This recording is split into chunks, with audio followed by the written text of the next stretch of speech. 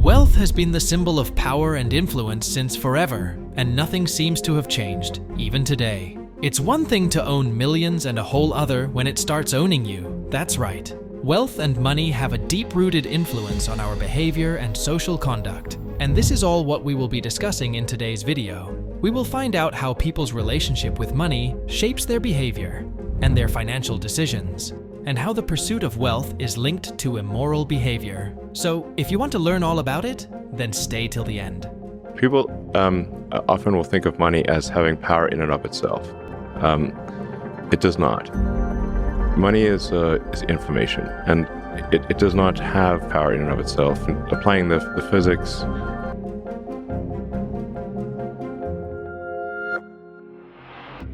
Mindsets around money. Think about it for a second. We learn as we grow, we see behaviors, and we adapt. Not fully, but we do develop our adult persona based on what we saw our elders doing when we were young. Same goes for our spending habits. Some of us may not even realize how deep-rooted beliefs and attitudes about money influence our financial decisions. Let's dive into a few common money mindsets that can shape our financial life, for better or worse. The scarcity mindset. Not everybody grows up seeing an abundance of money. Most of the parents budget their income to divide it into their fixed expenses, and sometimes it's just not enough spare money for a vacation or lavish dinners. They have to save it to be able to spend it. While many would say it's a saving attitude, many argue that it's called the scarcity mindset. It's all about seeing money as something limited. People with this mindset often worry about running out of money, no matter how much they actually have. They might start hoarding money or feel anxious about spending, so much so that it even affects the expense on necessary things. This mindset can lead to feeling stressed and trapped because you're always afraid there won't be enough. The scarcity mindset can also make people pass up opportunities for fear of losing money or taking risks. The abundance mindset. On the flip side, an abundance mindset sees money as something that flows and replenishes. Why would you save money when they're printing trillions of dollars? The gap between the 1% and 99% is massive. You see, it's not just money. You have to step back and look at the bigger picture. People with this attitude believe that there's always more money to be made and opportunities to earn. Whatever their bank balance may be like, they will live to circulate money. This belief helps them feel more relaxed about money and encourages them to take calculated risks, which can often lead to growth. To be honest, it's a bit risky, but risk is all you need to achieve the unthinkable. These people feel it is easy to risk their money to multiply it, and nobody guarantees that the invested money will always grow. It can all go down the drain as well. So instead of seeing financial setbacks as permanent, they view them as temporary and focus on bouncing back. This optimistic approach often helps people take advantage of new opportunities, investments, or business ventures. The money avoidance mindset. Money avoiders tend to think of money as something negative or even bad, and you can't blame them. We have all seen money and its pursuit as something done by villains in shows and movies. And for that, they use all kinds of illegal ways and tactics. They will breach laws, break them, and remove anybody from their way who stops them. This reputation of getting money has been imprinted on our brains as something wrong or immoral. And from that rises the money avoidance mindset. These people may believe that money is the root of all evil, or that rich people are greedy at their core. This mindset can cause people to avoid thinking about money, budgeting, or even saving for the future. While this can protect them from feeling anxious in the short term, it can lead to long-term financial chaos.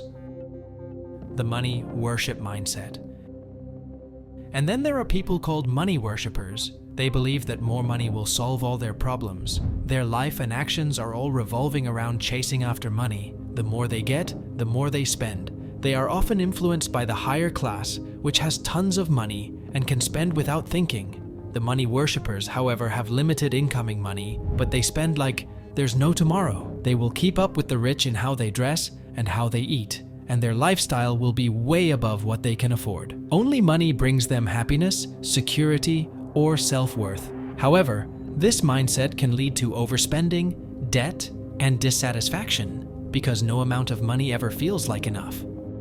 The money vigilant mindset.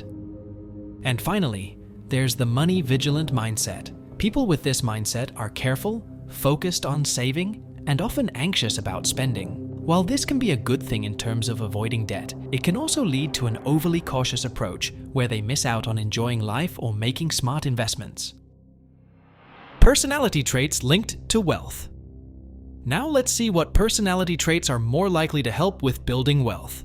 An interesting research study was carried out by the Open University and Norwegian School of Management, where they observed the characteristics of around 3,200 people. The characteristics were then analyzed in relation to the participants' wealth, which included assets such as property, savings, investments, and valuable physical possessions. Though the results offer just a brief glimpse, a variety of personalities can be found across all income brackets. The first personality trait that they assessed was the conscientious kind. They are the organized and disciplined ones. This trait is crucial when it comes to wealth building because it allows people to plan, save, and invest consistently. Conscientious individuals don't just splurge when they feel like it. They're thoughtful about spending and prioritize things like saving and investing for the future. Wealthy people are often emotionally stable. This means they know they can keep their emotions in control, whether they are making millions or losing millions. They have their money working for them as they sleep, and sometimes the stock market can tank, or a sudden financial emergency can hit them. They have a strong hold on their reactions and think rationally. This trait helps them weather the ups and downs of financial markets and stay focused on their long-term goals. The third trait is openness to experience. People who are open to experience tend to be curious and willing to take risks. Think of it this way. Imagine yourself as a house having a main door. If you keep it closed, there's no doubt that you will avoid any unwanted intruders, but if you keep it open with precautions, you will allow fresh air and opportunities too. You will be able to see and grab new chances of growth, which if you had doors closed, would never be there. Open people are not afraid to step outside the box and try something new, which can lead to big financial rewards.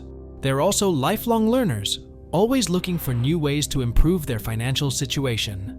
Very closely linked to this is the trait of extroversion. Extroverts are often good at networking, which is a surprisingly important part of building wealth. Having a strong social network can open doors to new opportunities, whether it's a business deal, an investment tip, or a partnership. Wealthy individuals often use their extroverted nature to build relationships that can lead to financial gain. And the final trait was self-control. How much can you stop yourself from impulse spending? We live in a time where we are bombarded with marketing messages every single day. Mainstream and social media are full of ads. If you lack self-control, you will fall for every marketing tactic and never save your money to invest it somewhere for multiplication. People who build wealth typically have a high degree of self-control, meaning they don't give in to impulse spending or the desire to keep up with the Joneses. Instead, they live within their means, save consistently, and avoid debt. Locus of Control. There is something called the locus of control, and it's a psychological concept that explains how much control people feel they have over their lives. The idea is pretty simple. If you believe that your actions directly affect your outcomes, you've got what psychologists call an internal locus of control. If you feel like life just happens to you, and external factors like luck or fate are determining everything, then you have an external locus of control. People with an internal locus of control believe that they are in charge of their destiny.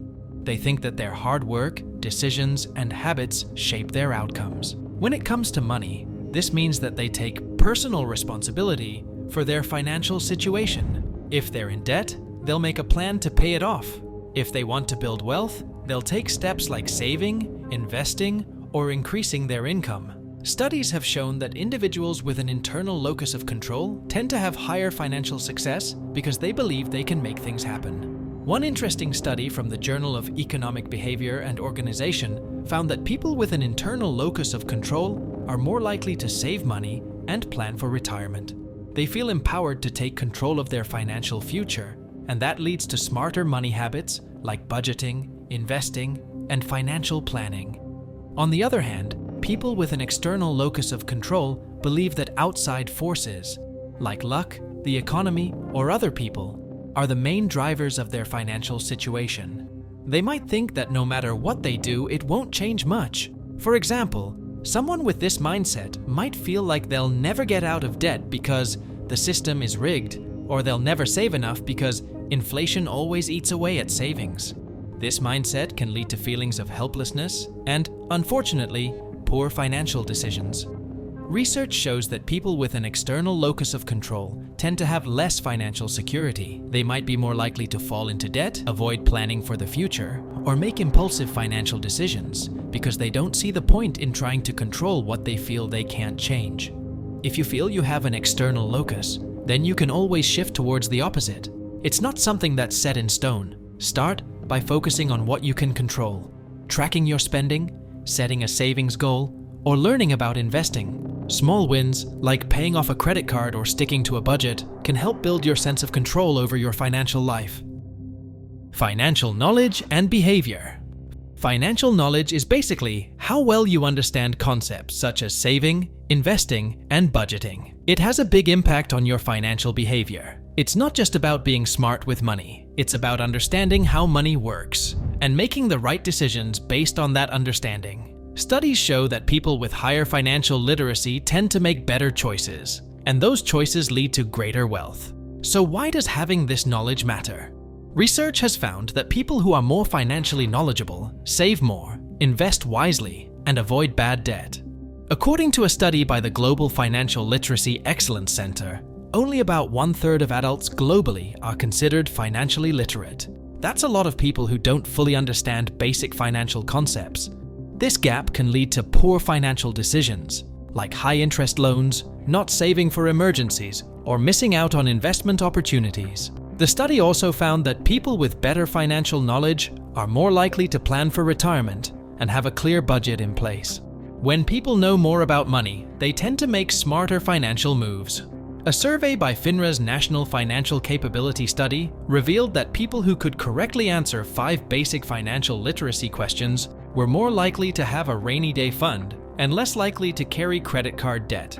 They're also more likely to diversify their investments, which reduces risk. This state-by-state survey found that only 2.73 people on average in Texas could answer the questions correctly, which was 2.88 on the national average. It clearly highlights how a lack of financial capability has disadvantaged many Americans. Basically, financial knowledge leads to better habits, and better habits lead to wealth over time. And the lack of it means that people keep making financial mistakes and never get to build wealth. For example, people who don't understand how interest works are more likely to take on high-interest credit card debt. They might also not grasp the importance of investing early, and this leaves them behind in their wealth-building journey. Without understanding how inflation works, they might keep all their money in a savings account instead of investing it. We all know that inflation has always only increased, so the money parked in those savings accounts only loses its purchasing power over time. The good news, however, is that today we have resources like books, podcasts, and online courses that can boost your understanding of money. The key is to stay curious and always look for ways to improve your money management skills. The more you know, the better your financial behavior will become, and the closer you'll get to achieving your wealth goals. Psychological profiles of millionaires. According to the internet, there are an estimated 58 million millionaires worldwide, which is about 1.1% of all adults worldwide. The United States tops the list of the largest number of millionaires, with 38% of them being American. Western Europe has 28%, while China has 10%. So, how did they manage to earn more money than everyone else? What makes them different from the rest of the world? When it comes to the psychology of wealth, different types of millionaires have their own unique approaches to money and spending. Let's talk about a few of these interesting profiles, which we will call thrillionaires and willionaires. Thrillionaires are millionaires who prioritize experiences over material possessions. A good example of such can be Richard Branson, the founder of the Virgin Group. Branson is known for his adventurous spirit and has used his wealth to fund incredible experiences. From crossing oceans in hot air balloons to space exploration with Virgin Galactic, Branson's spending habits reflect the thrillionaire mindset, living for the thrill and pushing boundaries. He once said, "My interest in life comes from setting myself huge, apparently unachievable challenges and trying to rise above them." He's the perfect example of someone who uses wealth to fuel high adrenaline experiences while also keeping an entrepreneurial mind. Another great example is Elon Musk, someone who's always in the news for doing things no one imagines. Musk built companies like Tesla and SpaceX and spends heavily on innovative and ambitious projects like launching rockets into space and developing cutting-edge technology. His investments in space travel are not just about making money. They're about fulfilling a childhood dream of making humans a multi-planetary species. For trillionaires like Musk, the thrill of exploration and pushing technological boundaries is what drives their financial decisions. Then, there are millionaires, people who are focused on creating wealth with a purpose. Their approach is more about leaving a lasting legacy, whether that's through philanthropy, building family wealth, or creating something meaningful. Bill Gates perfectly embodies the millionaire mindset. Gates co-founded Microsoft and became one of the richest people in the world, but he's used his wealth to make a massive impact through philanthropy. The Bill and Melinda Gates Foundation is one of the largest charitable organizations globally, focusing on causes like global health, education, and reducing poverty. Gates' spending is focused on creating a legacy that will improve the lives of millions of people long after he's gone. His goal isn't just to accumulate wealth, but to ensure that it has a lasting, positive impact. Another example of a millionaire is Warren Buffett, the legendary investor. Despite his massive wealth, Buffett is known for living a relatively modest lifestyle. He's pledged to give away more than 99% of his fortune, primarily through the Giving Pledge, which encourages billionaires to commit a majority of their wealth to charitable causes. Buffett believes in using wealth for the greater good and focuses on ensuring that his money is put to work helping others. Both types of millionaires show that wealth is more than just about having money. It's about how you choose to use it to either enjoy life or change the world. Emotional connections to wealth. By now we have seen how important financial knowledge is and how impactful it is on our day-to-day lives. One thing that determines what our day will be like is how we are feeling, our emotions. And because we are working to earn, emotions have a direct relation to it. Money isn't just about numbers in a bank account. It's tied to feelings, beliefs, and even identity. Did you know that how we feel about wealth can deeply influence our financial decisions and overall sense of well-being? Let's dive into how emotions like security, fear, and even self-worth play a role in our relationship with money. For many people, money represents security. Having enough money in the bank can create a sense of safety. Knowing that you can pay your bills, handle emergencies, or enjoy life's pleasures without constant worry. This emotional connection can lead people to focus on building savings or investing wisely because it provides peace of mind. Many entrepreneurs who ended up succeeding had some sort of backing. They didn't have the responsibility of providing for a household. That's how they could think outside the box, dedicate time, and take big risks. According to Facebook's founder Mark Zuckerberg, "I know a lot of entrepreneurs, and I don't know a single person who gave up on starting a business because they might not make enough money. But I know lots of people who haven't pursued dreams because they didn't have a cushion to fall back on if they failed." We all know we don't succeed just by having a good idea or working hard. We succeed by being lucky too. If I had to support my family growing up, instead of having time to code, if I didn't know I'd be fine if Facebook didn't work out, I wouldn't be standing here today. If we're honest, we all know how much luck we've had. So you see, if you are emotionally free, that you can take bold steps and not end up zero, then you can really do wonders. The fear of losing everything can trigger anxiety and stress, sometimes driving people to never take the risk, and so they never build wealth. Self-worth and success. Wealth is also tied to the feelings of self-worth. Here's how. Many people measure their success by how much money they are making, or the possessions they accumulate. This emotional connection can either make you work hard or create a toxic cycle where your self-esteem becomes entirely dependent on your financial status. Interestingly, research shows that after a certain point, more money doesn't necessarily lead to more happiness. According to a study by Princeton University, emotional well-being plateaus after reaching an income level of around $75,000 annually. This suggests that while money can enhance comfort and reduce stress, it isn't the sole driver of happiness, especially if it's linked too strongly to personal worth. And those from a modest background who suddenly become wealthy might struggle with feelings of guilt, wondering if they are even worthy of deserving their success. The role of status and power. We live in a world where might is always right, and unfortunately, might depend on how much money you have. The role of status and power is central to how wealth influences people and shapes behavior, relationships, and even self-identity. Wealth doesn't just represent financial freedom. It also serves as a marker of social status and a tool to exercise power. These factors play into how people perceive themselves and others and influence everything from spending habits to personal interactions. In many societies, wealth is closely tied to status. People often perceive financial success as personal success, leading to a sense that wealth elevates one's social position. Wealthy people will therefore be more visited, invited, and people will somehow find ways to associate with them. If you drive a luxury car, live in a big house, or wear designer clothes, these material symbols are all signals of higher status. Research from the Journal of Consumer Psychology shows that status-driven spending is often motivated by the desire to be admired or respected by others, and it's mostly the case because money impresses people. Sociologist Thorstein Veblen coined the term conspicuous consumption to describe this very phenomenon, where people purchase expensive items not out of need, but to showcase their social position. While wealth can elevate status, it also acts as a direct source of power. When you have financial resources, you automatically get the ability to influence outcomes in business, politics, or even personal relationships.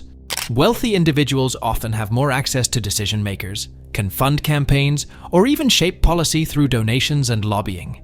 We see it happening every day in world politics.